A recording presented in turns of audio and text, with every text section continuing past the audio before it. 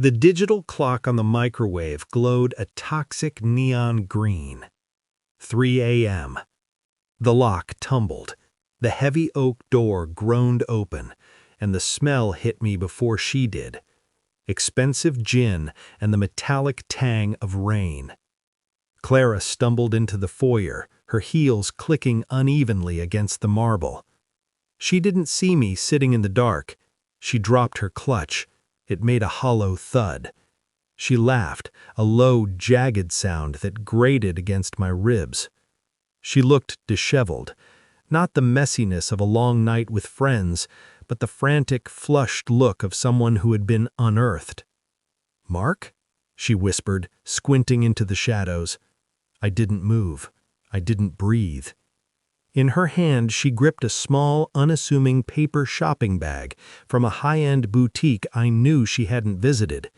She clutched it like a lifeline, like a secret. "You're late," I said. My voice was a flat line. She flinched. The bag crinkled, a sharp, violent sound in the dead silence of the house. The suspicion hadn't started tonight. It had been a slow rot. A year of late strategy meetings, a year of her phone living face down on every surface, the way she stopped looking at my eyes and started looking at my chin. But tonight, the bag changed the geometry of the lie. She tried to hide it behind her leg, a practiced move. Too smooth. The girls and we lost track of time. I bought something, a treat for myself. She was vibrating, not from the cold, but from the adrenaline of the hunt. I watched her pupils, blown wide, swallowing the hazel. I realized then that the woman standing in my foyer was a stranger wearing my wife's skin. She hurried upstairs, the scent of the gin lingering like a funeral shroud. I stayed in the dark. I didn't feel anger. Anger is hot. Anger is messy. I felt cold, a crystalline, predatory clarity. I waited until her breathing leveled out into the rhythmic mask of sleep. I didn't check her phone. I didn't need to. I went to the bag. It was tucked deep inside her closet, beneath a pile of cashmere sweaters. I pulled it out. Inside wasn't jewelry or silk. It was a folder, blue cardstock, a notary's seal. I opened it under the glow of my flashlight. I expected hotel receipts. I expected a lover's note. I found a property deed, a beachfront condo in her name, and a name I didn't recognize. Julian Vance. I leaned against the closet wall. The air in the room felt expensive and thin. My mind began to sift through the last decade. Every sacrifice I made for our joint future was actually a deposit into a life she was building without me.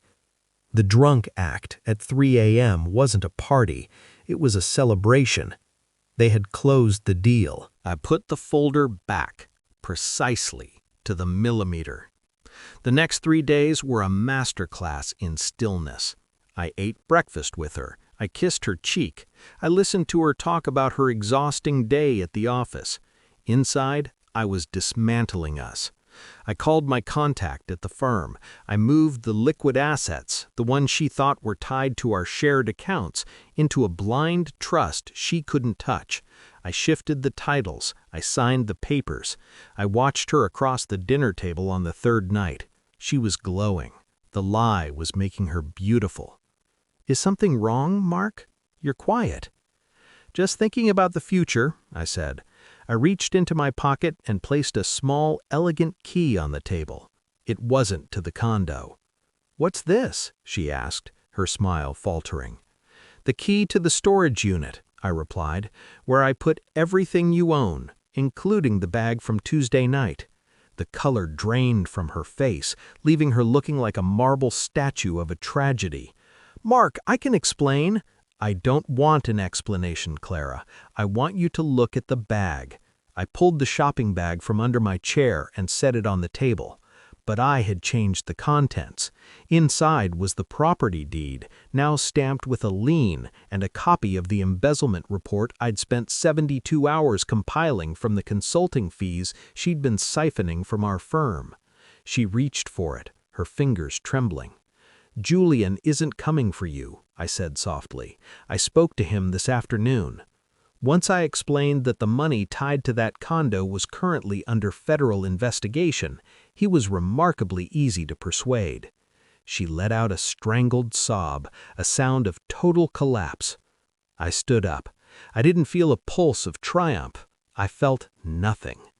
"The house is sold," I whispered. "The locks change in an hour."